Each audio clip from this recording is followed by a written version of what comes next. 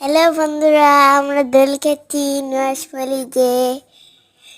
সবাই দেখলে পাগল হয়ে যাবেন আমরা কোথায় গেছিলাম আর কোথায় খেলছিলাম। অনেক মজা দোল খাইতে। আমি একা একা খাইছি। আপনারা খেতে আসলে জলদি এসে যান। আর আমরা অনেক মজা করছি, অনেক আনন্দ করছি।